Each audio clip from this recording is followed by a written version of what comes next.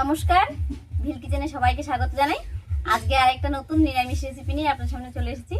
আজকে শিমের একটা রেসিপি আপনার সঙ্গে শেয়ার করব। খুবই সহজ, খুব তাড়াতাড়ি হয়ে যাবে, তবে খেতে কিন্তু দারুণ লাগে। আপনারা প্রথম থেকে শেষ পর্যন্ত সঙ্গে থাকুন, আশা করছি খুব ভালো লাগবে। তো প্রথমে আমি শিমগুলো কেটে নিচ্ছি। শিমগুলো দেখুন একেবারে কচি আর টাটকা, আর খুব একটা বড় বড় নয়, তাই টুকরো করবো না, শুধু দুপাশ থেকে একটু ফেলে দেবো, আর দুই পাশে যে একটা সুতোর মতো অংশ থাকে সেটাই ফেলে দেবো। কচি বলে সুতোগুলো বেরোচ্ছে না।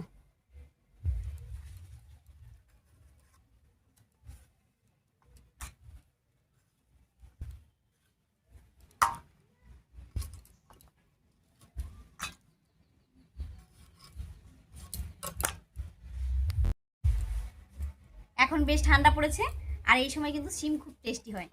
তো এরকম যদি একটা নিরামিষ রেসিপি থাকে তাহলে কিন্তু খাওয়াটা জমে যায়।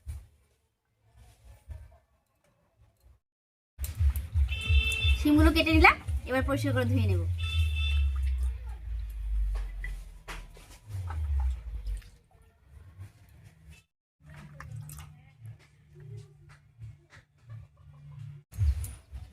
মোটামুটি করে সবকিছু গুছিয়ে নিলাম, এবার ঝটপট করে রান্নাটা করে নেব।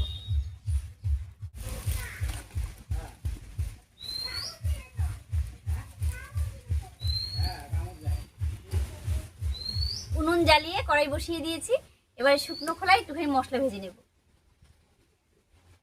মশলার মধ্যে নিয়েছি গোটা গরম মশলা, 1 চামচ গোটা জিরা, আর নিয়েছি 1 চামচ গোটা ধনিয়া, একসঙ্গে করে ভেজে নেব।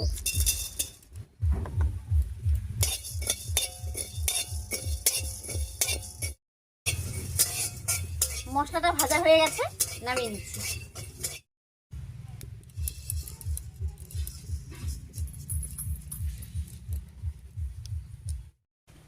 এবার কড়াইয়ে সরষের তেল দিয়ে শিমগুলো ভেজে নেব।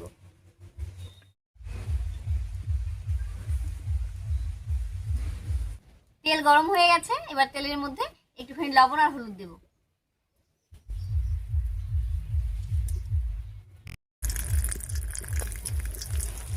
লবণের গুঁড়ো গুঁড়ো দিয়ে একটু মিশিয়ে নিলাম, এবার শিমগুলো দেব।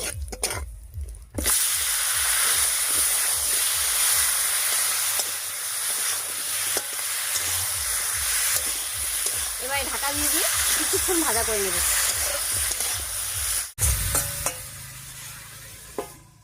শিমটা ভাজা হতে থাক, আর এই ফাঁকে আমি ভেজে রাখা মশলাটা গুঁড়ো করে নিচ্ছি।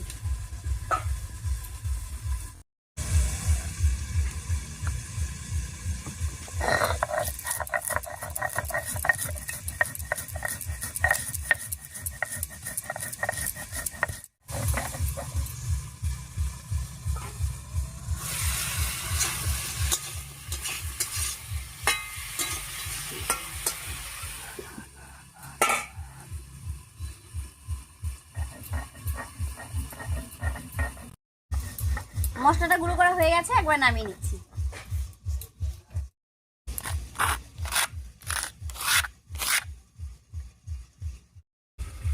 শিমটা বেশ কিছুক্ষণ ঢাকা দিয়ে রান্না করে নিয়েছি, এবার ঢাকা খুলে শিমটা নামিয়ে নিচ্ছি।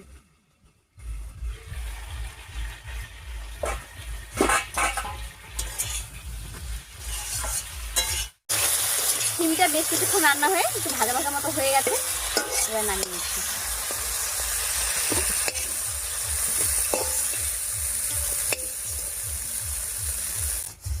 এবার ফোড়নের জন্য কড়াইয়ে সামান্য একটু তেল দিয়ে দিচ্ছি।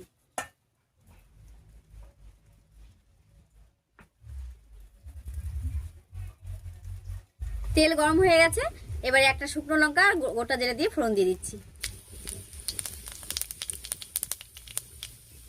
ফোড়নটা ভাজা হয়ে গেছে, এবারে দিয়ে দিচ্ছি গ্রেট করা আদা, আর দেবো চেরা কাঁচা লঙ্কা। আদাটা দিয়ে একটু নাড়িয়ে নিলাম, এবার এর মধ্যে দেবো 2 চামচ মতো কোরানো নারকেল। আর এই নারকেল কোড়াটা দিলে কিন্তু রান্নাটা অনেকটা বেশি টেস্টি হবে।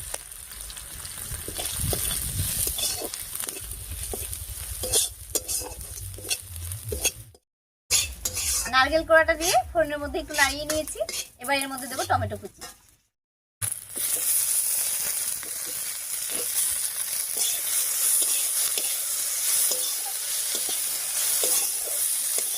এর উপরে দিয়ে দিচ্ছি একটুখানি লবণ আর একটুখানি হলুদ।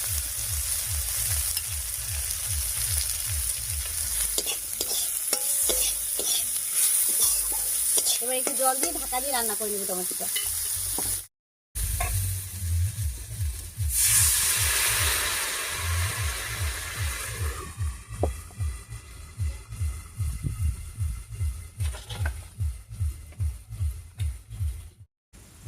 সবকিছুর সঙ্গে টমেটোটা একটুখানি ঢাকা দিয়ে রান্না হতে থাক, আর এই ফাঁকে আমি একটুখানি সেদ্ধ করা আলু গ্রেট করে নিচ্ছি, কারণ এটা রান্নায় লাগবে।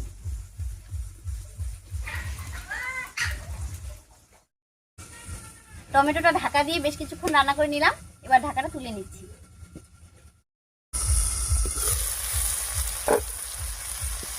টমেটো দেখুন সবকিছুর সঙ্গে রান্না হয়ে কিছু গড়া গড়া মতো হয়ে গেছে। এবার গ্রেট করা আলুটা এর মধ্যে দিয়ে দিচ্ছি। আমি অল্প করে দিয়েছি, আপনারা চাইলে কিন্তু আরো বেশি করে দিতে পারেন। দিয়ে দিচ্ছি একটুখানি জল। এবার সবকিছুর সঙ্গে খুব ভালো করে একটু কষিয়ে নেবো আলুটা।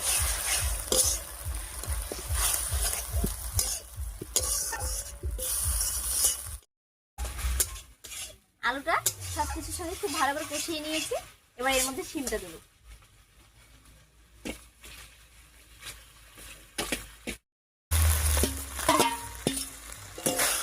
শিমটা দিয়েও সবকিছুর সঙ্গে একটু কষিয়ে নেব।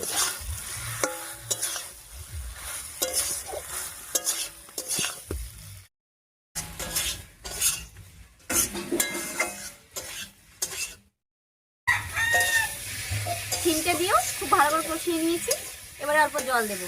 রান্নাটা একটু মাখা মাখা হবে, তাই ঝোলটা বেশি দেবো না।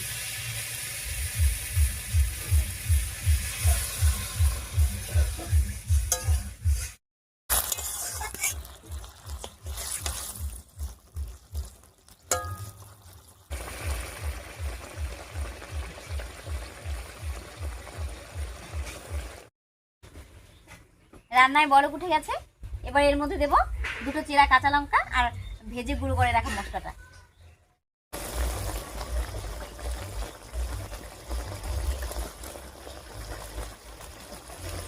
সম্পূর্ণ রান্নাটা আমি কাঁচা লঙ্কা দিয়ে করলাম, তবে আপনারা চাইলে কিন্তু একটুখানি শুকনো লঙ্কাও দিতে পারেন। এবারে ঢাকা দিয়ে 4-5 মিনিট রান্না করে নেব, শিমগুলো যাতে পুরোপুরি সেদ্ধ হয়ে যায়।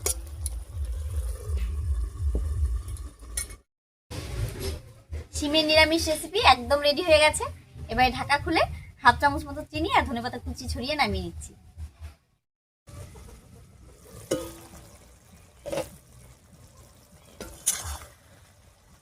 দেখুন শিমগুলো কত সুন্দর সেদ্ধ হয়ে গেছে। এবারে দিয়ে দিচ্ছি চিনি। নিরামিষ রান্না একটু মিষ্টি মিষ্টি হলে খেতে ভালো লাগে। আর দেবো ধনেপাতা কুচি।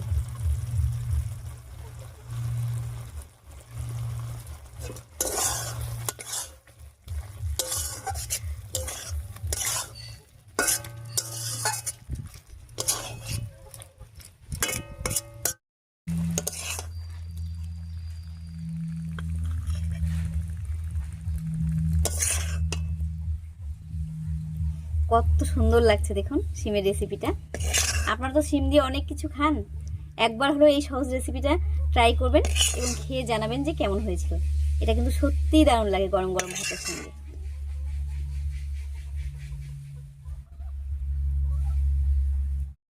যাই হোক, আপনাদের কাছে রেসিপিটা কেমন লাগলো অবশ্যই কমেন্টে জানাবেন। যদি ভালো লাগে একটা লাইক করে দেবেন এবং বেশি বেশি করে বন্ধুদের সঙ্গে শেয়ার করবেন, যাতে আমাদের এই ছোট্ট চ্যানেল সবার মাঝখানে একটা ছোট্ট জায়গা করে নিতে পারে। আজ এ পর্যন্তই, আবার দেখা হচ্ছে নতুন কোনো রেসিপি নিয়ে।